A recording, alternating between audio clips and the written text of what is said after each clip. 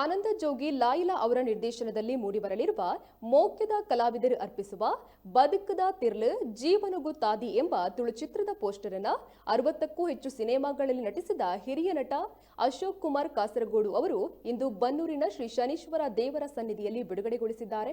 ಈ ವೇಳೆ ಕಲಾವಿದರಾದ ಶರತ್ ಆಳ್ವಾ ಕೊರಳು, ಬನ್ನೂರು ಶನೀಶ್ವರ ದೇವಾಲಯದ ಮುಖ್ಯಸ್ಥರಾಗಿರುವ ದಿನೇಶ್ ಸಾಲಿಯಾನ್ ಸೇರಿದಂತೆ ಈ ಚಿತ್ರದಲ್ಲಿ ಅಭಿನಯಿಸಲಿರುವ ಎಲ್ಲಾ ಕಲಾವಿದರು ಉಪಸ್ಥಿತರಿದ್ದರು. ನವೀನ್ ರೈ ಬನ್ನೂರು ಅವರ ನಿರ್ಮಾಣದಲ್ಲಿ ಮೂಡಿಬರಲಿರುವ ಈ ಚಿತ್ರಕ್ಕೆ ಕೀರ್ತನ್ ಶೆಟ್ಟಿ ಕನಕಮಜಲು ಕತೆ, ಚಿತ್ರಕಥೆ ಹಾಗೂ ಸಂಭಾಷಣೆಯನ್ನ ಹೆಣೆದಿದ್ದಾರೆ. ಇನ್ನು ಈ ಚಿತ್ರಕ್ಕೆ ಪುತ್ತೂರಿನ ಅಶ್ವಥ್ ನಾಯ್ಕ್ ಅವರು ಸಹ ನಿರ್ದೇಶನ ಇರಲಿದ್ದು, ನಿಧಿ ಕೆರೆಮೂಲೆ ಹಾಗೂ ಶ್ರದ್ಧಶ್ರೀ ಜೆಎಸ್ ಅವರ ಸಾಹಿತ್ಯ ರಚಿಸಿದ್ದಾರೆ. ಈ ಸಾಹಿತ್ಯಕ್ಕೆ ಪುತ್ತೂರಿನ ವಚನ್ ದೀಪ್ ಧ್ವನಿಗೂಡಿಸಿದ್ದಾರೆ.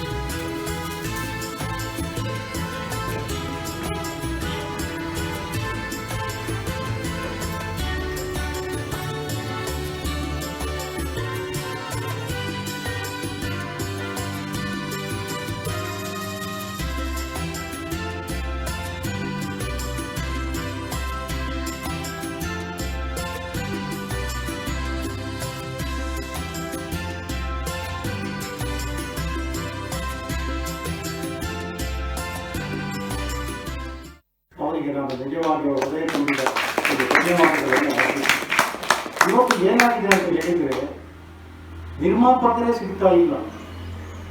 ಇಲ್ಲೇ ನಮ್ಮ ಪುಟಾಣಿ ಅವಳು ಅಭಿನಯ ಮಾಡ್ತಾ ಇದ್ದಾಳೆ, ಒಂದು ಕಿರುಚಿತ್ರ ಮಾಡೋಣ ಅಂತ ಹೇಳಿದರೆ ಯಾರು ಮುಂದೆ ಬರ್ತಾ ಇಲ್ಲ. ಆದರೆ ನಮ್ಮ ನವೀನ್ ರೈ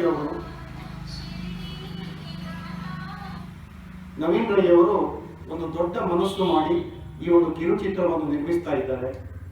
ನಮ್ಮಲ್ಲಿ ಒಂದು ಭಾವನೆ ಇದೆ, ಮಕ್ಕಳು ಅಥವಾ ಹುಡುಗಿಯರು ಅಥವಾ ಗಂಡಸರು ಒಂದು ನಾಟಕದಲ್ಲಿ ಪಾತ್ರ ಮಾಡಿದರೆ ಅಥವಾ ಸಿನಿಮಾದಲ್ಲಿ ಪಾಠ ಮಾಡಿದರೆ ಅಥವಾ ನೃತ್ಯ ಯಾವುದರಲ್ಲಾದರೂ ಒಂದು ಕಲಾ ಮಾಧ್ಯಮದಲ್ಲಿ ಭಾಗವಹಿಸಿದರೆ ಅವನು ಹಾಳಾಗಿ ಹೋಗ್ತಾನೆ ಎಂಬುದಾಗಿ ತಪ್ಪು.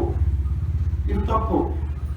ಹಾಳಾಗುವಂತಹ ಮಕ್ಕಳು ಅಥವಾ ಯುವಜನರು ನೀವು ತಿಜೋರಿಯಲ್ಲಿ ಇಟ್ಟು ಬೀಗ ಹಾಕಿದರೂ ಕೂಡ ಅವರು ಹಾಳಾಗ್ತಾರೆ. ಕಲೆ ನಮಗೆ ಒಳ್ಳೆಯ ಸಂಸ್ಕಾರವನ್ನು ಕೊಡ್ತಾರೆ. ಇವತ್ತಿನವರೆಗೆ ಆ ವೈಷ್ಣವಿ ನಮ್ಮ ಮಗಳು ಅಂತ ನಾವು ಹೇಳ್ಬೋದು.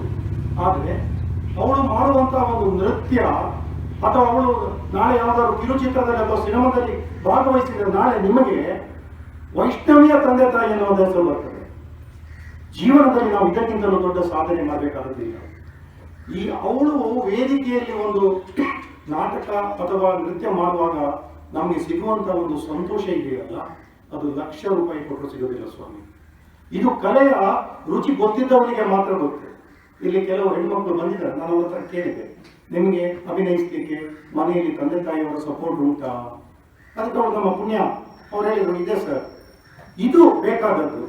ನಮಗೆ ತಂದೆ ತಾಯಿಯರ ಮನೆಯಲ್ಲಿ ಒಂದು ಸಪೋರ್ಟ್ ಇದ್ರೆ, ಬೆಂಬಲ ಇದ್ರೆ ನಿಜವಾಗಿ ನಾವು ಜೀವನದಲ್ಲಿ ಮುಂದೆ ಬರಲಿಕ್ಕೆ ಸಾಧ್ಯ ಆಗ್ತದೆ. ಅಶ್ವಥ್ ನಾಯ್ಕ ನೋಡ್ಲಿಕ್ಕೆ ಹೀಗಿದ್ದಾರೆ, ಅದೇ ದೊಡ್ಡ ಶಕ್ತಿ ಅವರು. ಅವರು ಎಷ್ಟು ಜನರನ್ನು ಸಂಘಟಿಸ್ತಾರೆ, ಎಷ್ಟು ಜನರಿಗೆ ಒಂದು ಅವಕಾಶವನ್ನು ಕೊಡ್ತಾರೆ ಸಿನಿಮಾದಲ್ಲಿ, ಅದು ನನಗೆ ಗೊತ್ತು. ಯಾಕಂತ ಹೇಳಿದ್ರೆ ಅವರ ಒಂದು ತಿರುವು, ಹೊಸ ತಿರುವು ಎನ್ನುವಂತಹ ಒಂದು ಕಿರುಚಿತ್ರದ